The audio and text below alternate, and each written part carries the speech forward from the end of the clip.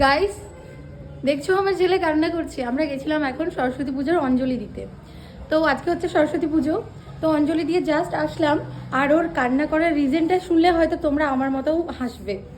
মানে ওর জন্য আমি একটা ড্রয়িং বুক, একটা এমনি নর্মাল খাতার পেন পেন্সিল এগুলো আর কি মা সরস্বতীর আর কি চরণে রেখে এসেছি, যেভাবে আর কি রেখে আসা হয় পায়ের পাশে আর কি রেখে এসেছি।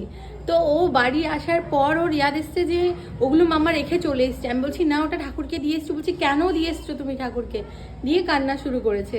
মানে এরকম ছেলেকে আমি কি বলবো। আগের বছরে রেখেছিলাম বাট ওর তখন অতটা ইয়াদ নেই, বাট এবছর ও এমন কান্না শুরু করেছে, আমাকে বাধ্য হয়ে মনে হচ্ছে আমাকে যেতে হবে। আর আমাদের এদিকে এত পরিমাণ বৃষ্টি হচ্ছে। এই যে দেখো রাস্তার অবস্থাটা, জাস্ট দেখো তোমরা। এই রাস্তায় ভিজে ভিজে আমি গেছিলাম ওই দিকে ভিতরে, এই যে ব্যালকানিটা দেখা যাচ্ছে হোয়াইট কালারের, ওখানে পুজো দিতে।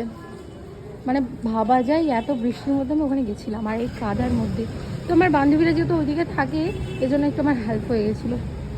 তো তোমাদের সরস্বতী পুজো কেমন কাটছে সেটা আমাকে অবশ্যই জানিও কমেন্টে। আমার তো এই মোটামুটি 2 মিনিটের মধ্যে স্নান করে চলে গেছি। মানে কি বলবো, ভাবলাম শাড়ি পরবো, বাট এত পরিমাণ কাল রাত থেকে বৃষ্টি শুরু হয়েছে ধারণার বাইরে। তো চলো বাবাই।